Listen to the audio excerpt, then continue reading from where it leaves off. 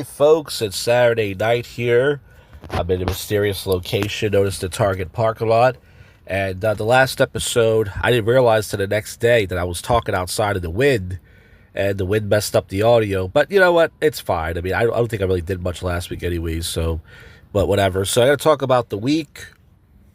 I decided Monday and Tuesday night to support two comedians who come to my open mic. You guys remember last Wednesday, I went out to support some comedians, and this time I decided, these two guys come to my open mic. The problem is they're not on the same night. They're on back-to-back, so I really didn't want to go. You guys know Helium Comedy Club stopped putting me on their open mic. I was really butthurt about it, and I was like, okay, I told them I'll go. So Monday night, I went to go watch this comedian, Dan Wolf. He's an older guy. He's like 73. He does really dirty jokes. And he does come to my open mic. So I said, all right, I'll go. And there was another comedian who happened to be on that same night named John Kenzel, who's a legendary Philadelphia comedian. So I said, I'll vote for those two guys. And whoever else is left, I'll throw them a vote. So you guys know I usually bring a concoction. If I'm going to sit in the audience, I decided not to drink till I got to the club. I said, I'm going to wait till I get to the club. And I'm just going to order 2 beers. I'm not going to... So I saw Cynthia. She's with John Kenzel. We talked for a little bit. And then we went inside. We said, well, should we sit together? So yeah, we might as well sit together.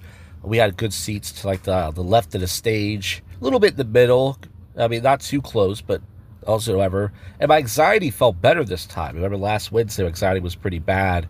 I had to walk out there and host a set. This time it was good. I just wrote, they gave me this thing called the notes. We can write notes with the comics, and I write down funny stuff. Like the guy talks about balls. He talks about balls. So Dan Wolf went on. He had a really good set. His opening joke usually kills. He goes, they say 98% of show business is showing up. That's what Woody Allen said. And the other 15% is fucking your stepdaughter. And he got a big laugh, and he did his dirty jokes. And the audience loved it, but he went over his time. And before the show, I told Dan, I said, Dan, they only give you 3.5 minutes. They used to give you 5.5.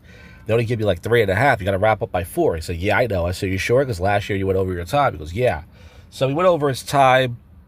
I think he got disqualified, but he was going to advance anyways. I mean, he only brought a couple people. Tony, who was on the next night, showed up late, so his vote didn't count. He didn't even get a voting sheet. But he showed up to the middle of the show, and I had 2 beers. And, I definitely felt it that night. I didn't get hammered, but I was definitely drunk. John Kenzel was very funny as usual. He did a puppet act where he makes fun of another comedian, Emma Gonigal, and he does these, he actually does a couple dirty jokes himself. Not filthy, but just dirty, funny stuff. And the third comedian I voted for, I actually totally forgot who was the third person I voted for. I don't even remember, but I voted for somebody else. Because there was a lot of comedians there. So that was pretty much, and all the people that I voted for, of course, did not get through to the next round because I voted for the underdogs. Dan Wolf was probably disqualified. John Kenzel brought like 7 people. He didn't get through. And this other person I voted for, I forgot who it was, they didn't get through either. I did not vote for the cool kids. This black lady got through. She had notes on stage, which I thought was disturbing. And because it only gave you 3.5 minutes, and then this big black guy who goes to this Delaware mic, he brought like 10 of his friends from there. I knew he was going to advance. And I think this Muslim kid at the end got through, but I don't know how he got through because I saw everybody write it down, on their sheets the time he went up. So anyways, that was Monday night. I took the bus and the train. It was a nice night. The next night, the same thing. I was like, fuck, I got to go back to Helium again. This guy, Tony, comes to my mic. He hasn't been there in a while. He's been sick, and his mom has been sick as well. I said, fuck it. I told him I'll go. I said, this is it. I'm going to support him, and that's it. All right? No more. That's it, Helium Comedy Club. Fuck you. So it was a nice night, and I took the bus and train. I saw him outside. We talked for a little bit. He went inside of his meeting. I walked around, and then I fucking went inside. Dan Wolf was there. I was like, we better get our seats now. And Tony bought me a beer, and I was like, I don't want to sit in the front. So I should have told the usher that. They tried to put us right in the front. I was like, nah, I don't want to sit in the front. Dan was like, what are you going to do? I said, let's go sit in the back. He goes, you can't sit in the back. I said, Dan, you're in the contest. You can sit in the back. I'll just sit with you. I see other people sit in the back. So we left the seats there. and we sat in the back. And, so we had good seats right in the center of the stage in the back, which was good. But my anxiety was getting bad. I don't know why. The beers that I bought, Tony bought me a beer. I got another beer, and I got a Diet Coke. And Dan Wolf bought a pizza that was smaller than my cock. It was literally like a child's pizza. And he bought some fries. The fries were good, thick cut fries. But the fucking pizza was like a personal pizza for two grown men to share. That was like a disgrace. But $15, but Dan paid for that anyways. So my anxiety was getting bad. There was two black comedians going on first. I had to walk out of the second black comedian set, like not during it, but like before he went on to go pee and just walk around a little bit, because I was like, two black comedians. I'm not going to yell anything out, but that's making my anxiety go bad. And then I went back in, and my anxiety took a while for it to go away. Like, I didn't look at the stage at all. I just looked at my my notes. I wrote things down for each comic, just trying to. I talked to Dan Wolf a little bit, but it took a while. Like, I don't know, maybe like almost half the show for it to go away. I don't know what it is, folks, but I got a mental problem, as we all know. So anyways, Tony went up towards the end. He was number 13, unlucky 13. He had a good set. He had a funny joke to start out his set. He was like, hey, this is my 10th time doing this contest, and I've been eliminated every single fucking time. The audience laughed at that. He did better with his time than Dan Wolf, but of course, he did not advance. And then I voted for two other people. I totally forgot who I voted for. I voted for this Mexican dude. He was half Mexican, half white. I thought he had a good act. He did not get through. And I voted for this other guy who was talking about penis abortions and stuff. I thought he was funny. He didn't get through. So if I vote for you in a comedy contest, that's bad luck, folks. Because all the people that I voted for, all 9 comedians in this contest, I went last Wednesday, if you remember, did not get through to the next round. So that was the end of the show. I took the train with Dan Wolf. He parked at the train station, and he was nice enough to give me a ride home. That creep. Because, the bus sucks at that time of night. And that was pretty much Monday and Tuesday. So I had 4 beers those 2 nights. It was already Monday and Tuesday. I was like, I'm a freaking alcoholic. I had 2 beers. So the next night, Wednesday, I go to this place called The Royal. It's a music comedy open mic. And I get 2 slices of pizza. I look over, there's a bunch of band guys there. A bunch of guys in a band. I'm like, what the fuck? So I try to get, it's one of these mics you got to grab a number. It's a stupid system. They have numbers on the table. And if you don't get a number, you can't go on. Because they can only have a certain amount of people. So I got one of the last numbers. They called every number but the one I had. You have to wait for them to call your number. Then you can sign up. So I like number 15. They called every number but mine. I was like, "Duh!" I was going to give it to Dan Wolf. He said, I'm not waiting that long. So Dan Wolf was pissed. He was like, I didn't even get a number. This sucks. I was like, all right, well, let's just watch the show for an hour. We'll leave. So we watched the show for about an hour, 20 minutes. And, the show's always good. There's some really talented bands there and stuff. And then we left, and I got home like around 10 o'clock that night. So I didn't get any stage time this week for the second week in a row. And then Thursday, I went to the gym for my first workout. Friday, if you guys saw the video blog, I was completely sober in Old City for the first time since, I can't even remember. I decided not to drink because I drank Monday and Tuesday. So I could have brought my concoction. I had a can of beer in my trunk from the beer store I could have brought. I said, screw that. I'm not going to drink anything. So you saw I went to Columbus Boulevard. I had some wings and fries.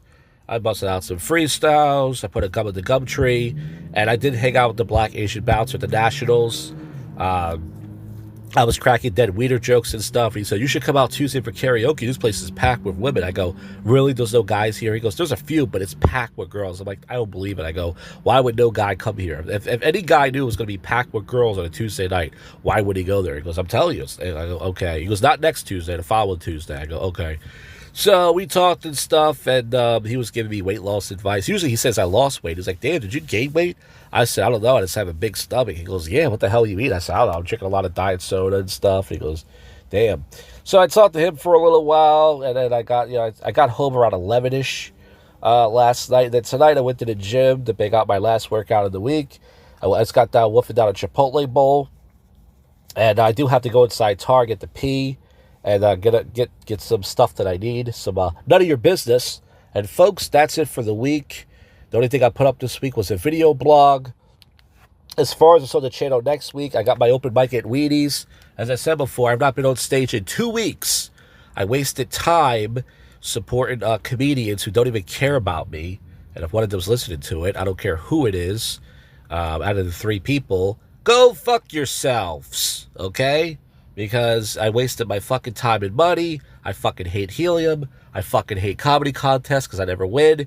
And I wasted my time on that when I could have got on stage for myself. So I haven't got on stage in 2 weeks. Next week, Monday, I got my open mic at Wheaties. And then either Tuesday, I can go to open mic in the city. Or Wednesday, go to this douchebag open mic called 1675, which I don't want to go to. And then go from there. So, folks, this is the first but yet worst comedy podcast. This is your favorite podcast show that most people would not listen to. And now it's time for your least favorite segment where I bang out some really bad, stupid topical news puns. It's time for the odd news. By the way, I'm sober tonight as well. Only drunk Monday and Tuesday. Okay, you jerks? All right, folks, here comes the odd news. ISC agents mistakenly detained a U.S. Marshal in Arizona.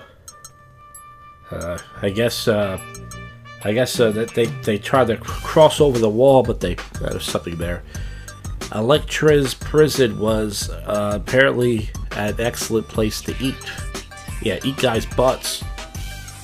DNC mocks Trump on taco slogan with trucks serving free tacos. It says TACO. Trump always chickens out.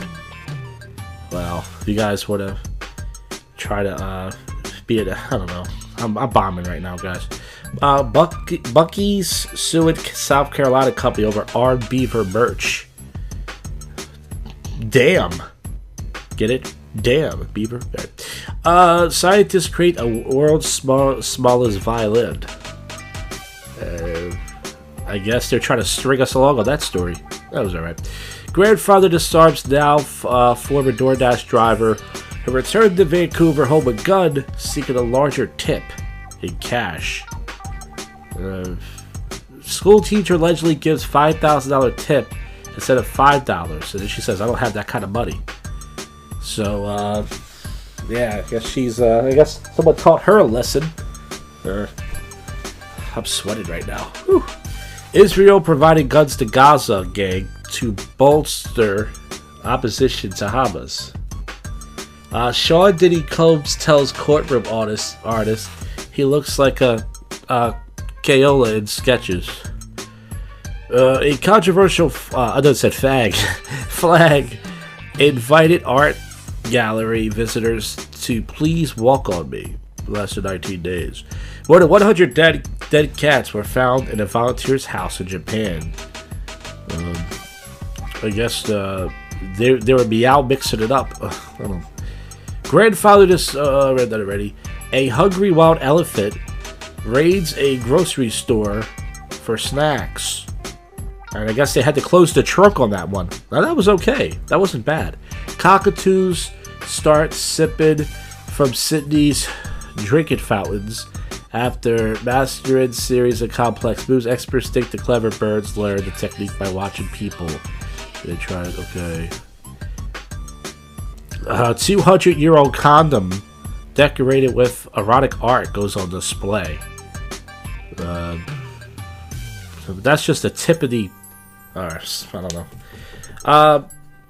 AI companions pose risk to humans with over a dozen harmful behaviors. U.S. Navy Burke destroys partakes in major drug bust. I think I read Mother Bear and Cub. Okay. There's one more news site we can check to see if there's anything else.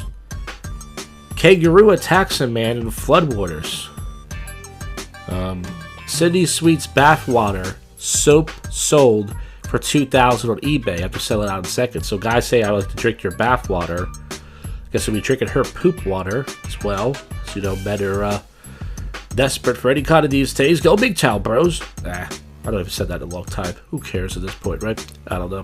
TSA urges people to stop trying to use a Costco card as his efficient real ID.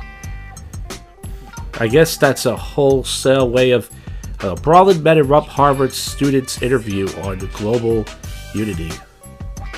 The Loveland Laws pub with a large ring of sheep named Mint Sauce.